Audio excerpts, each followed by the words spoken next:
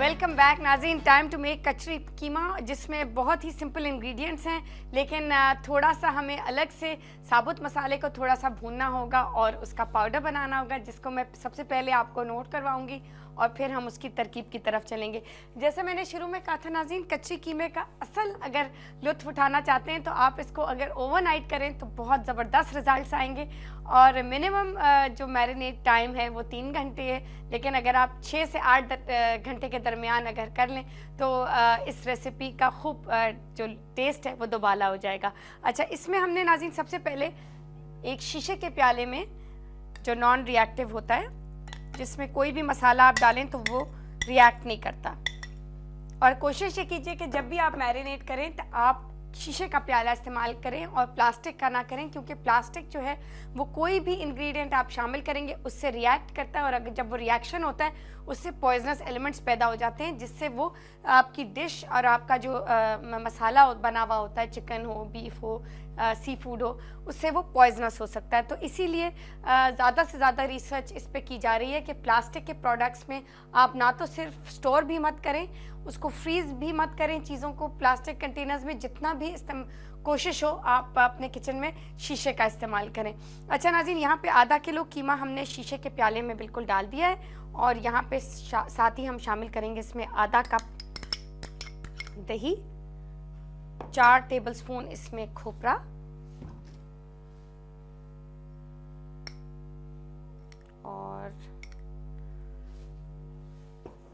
और इसमें नाज़रीन 1 टीस्पून लाल मिर्ची पाउडर, 1 टीस्पून धनिया पाउडर, हस्बे ज़रूरत नमक, इसमें 3 टेबलस्पून कच्चा पपीता, और नाज़रीन बाकी इंग्रेडिएंट्स अभी मैं आपको नोट करवा रही हूँ। पहले हम ये करते हैं कि इसमें 3 टेबलस्पून कढ़ाई में तेल गरम कर लेते हैं, और साथ ही जैसे ही तेल गरम होगा उसमें हम प्याज शामिल करेंगे। अच्छा नाज़रीन, इसमें कुछ मसाले ऐसे हैं जो हमने पहले से भून के उनका पाउडर बना लिया है, वक्त की कमी की वजह से। इसमें आप शामिल कीजिएगा 1 टीस्पून कुटी हुई लाल मिर्च, और नाज़रीन अब आप नोट कर लीजिए जो मसाले आपने अलग से भूनने और फिर उनको अलग अलग पाउडर बना के इकट्ठा करना है। आपने जब उन सारे मसालों को आप भून लें तो फिर उनका जो पाउडर अलग अलग जो तैयार किया होगा उसको एक जगह आप किसी बॉटल में डाल लें। वो है कचरी मसाला। उसमें आपने इस्तेमाल करना है आधा टीस्पून काला ज़ीरा, आधा टीस्पून सफ़ेद ज़ीरा, आधा टीस्पून लौंग, आधा टीस्पून बड़ी इलायची, आधा टीस्पून काली मिर्च, और ये सारे आधा टीस्पून लौंग और आधा टीस्पून काली मिर्च। तो ये सारे मसाले आपने अलग से भूनने हैं और उनको आपने बिल्कुल पाउडर बनाना है, और उस पाउडर को फिर आपने इसमें 1.5 टेबलस्पून के हिसाब से कचरी कीमा में शामिल करना है। मैं आपको दोबारा इंग्रेडिएंट्स नोट करवा लेती हूँ, लेकिन पहले हम जिसका आपने कचरी मसाला जो भूनना है और मिक्स करना है, पहले हम ये कीमे को अच्छी तरह मिक्स कर लेते हैं। और यहाँ तेल भी गरम हो रहा है, उसके लिए हमें 1 अदद प्याज बिल्कुल थिनली स्लाइस्ड और 2 टेबलस्पून लहसुन अदरक पेस्ट, पहले हम वो फ्राई करेंगे और फिर कीमे को शामिल करेंगे। नाज़रीन पपीता ज़रूर आपने शामिल करना है, 3 टेबलस्पून हरा वाला कच्चा पपीता, जिसको आप कद्दूकश करके या ब्लेंडर में बिल्कुल ब्लेंड करके उसका छिलका उतार के वो पेस्ट आपने इसमें ज़रूर शामिल करनी है। अच्छा जी, ये बिल्कुल अच्छी तरह मिक्स हो गया, और यहाँ पे हम पहले इसमें प्याज शामिल करेंगे और प्याज को फ्राई करेंगे। साथ में आपको एक और दफ़ा नोट करवा दूँ, इंग्रेडिएंट्स हमने जो कच्ची मसाला के लिए इस्तेमाल किए हैं वो हैं काला ज़ीरा आधा टीस्पून, ज़ीरा सफ़ेद ज़ीरा साबुत आधा टीस्पून, उसके साथ दालचीनी आधा टीस्पून, लौंग आधा टीस्पून, और बड़ी इलायची और काली मिर्च आधा टीस्पून।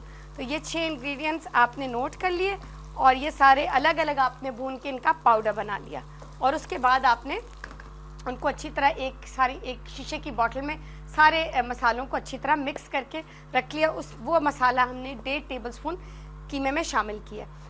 अच्छा नाज़रीन, अब यहाँ पे प्याज भी बिल्कुल लाइटली ब्राउन हो चुका है, इसमें हम शामिल करेंगे 2 टेबलस्पून लहसुन अदरक पेस्ट और थोड़ा सा इसको सिर्फ 10 सेकंड तक आपने फ्राई करना है और हिलाते रहना है बिल्कुल। और अब इसमें हम शामिल करेंगे कीमे का मसाला, जो आप कोशिश कीजिएगा कि घर में मैरिनेट ज़रूर कीजिएगा, at least minimum 4 to 6 hours, 6 to 8 hours, जितना भी आप कर सकें। उसमें फ्लेवर में बहुत ज़बरदस्त फ़र्क आएगा।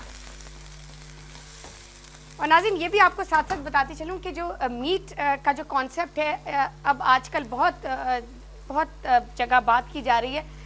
पहले तो डॉक्टर्स कहते हैं कि मीट से बुरी चीज़ कोई है नहीं, आप मीट बिल्कुल दूर हो जाएं, स्पेशली हार्ट पेशेंट्स, बिल्कुल सही कहते हैं। लेकिन मीट को भी मॉडरेशन में खाना बहुत ज़रूरी है, क्योंकि ये आपको इसमें बहुत ज़्यादा आयरन होती है। और आपको पता है कि आयरन आपके सारे सेल्स को, आपके बॉडी के आपको ऑक्सीजन फराहम करती है। और जो अनीमिक पेशेंट्स होते हैं उनके लिए वो लैक ऑफ आयरन की वजह से वो अनीमिक होते हैं। तो इसलिए आयरन का बैलेंस, इसीलिए डॉक्टर्स कई दफ़ा आपको सिरप देते हैं जिसमें आपको आयरन का सप्लीमेंट मिल जाता है। तो जो गोश्त या मीट, जैसे अगर डॉक्टर्स आपको कह रहे हैं रिड्यूस करें, तो आप उसको बजाय 2 दफ़ा दिन में खाने के या रोज़ 1 दफ़ा खाने के, आप उसको बिल्कुल मिनिमाइज़ कर दें, ट्वाइस अ वीक कर दें हफ्ते का। लेकिन ज़रूर खाएं, और स्पेशली ग्रोइंग बच्चों के लिए ये बहुत ज़्यादा ज़रूरी है, क्योंकि उसमें बहुत सारी एनर्जी और बहुत सारी आयरन उसमें आपको मिलती है। और इसमें ऐसे अमीनो एसिड्स मौजूद होते हैं गोश्त में, मीट में, जो आपकी बॉडी रिक्वायर करती है। तो ये बैलेंस स्ट्राइक करना बहुत ज़रूरी है। ठीक है, हम इसीलिए आपको मतलब ऐसे तरीके बताते हैं जिसमें आप वही मज़ेदार खाना कम तेल में तैयार करें, लेकिन ज़रूर तैयार करें और मीट ज़रूर खाएं। एटलीस्ट उसको बैलेंस कर लें 2 से 3 दफ़ा हफ्ते में। अच्छा नाज़रीन, यहाँ पे हमने इसमें अच्छी तरह कीमा शामिल कर लिया और इसको फ्राई कर लिया। अब हम इसको बिल्कुल ढक के हल्की आंच पे पकाएंगे जब तक आप देखिएगा कि तेल जो है वो साइड्स पे आ नहीं जाता और कीमा बिल्कुल तैयार नहीं हो जाता। इसमें ज़्यादा वक्त नहीं लगेगा। मैं यहाँ पे इसको ढक रही हूँ और आप लीजिए एक छोटी सी ब्रेक। आप जब आएंगे तो इंशाल्लाह कीमा हमारा तैयार होगा, कहीं मत जाएगा। Stay tuned to us and we will be right back.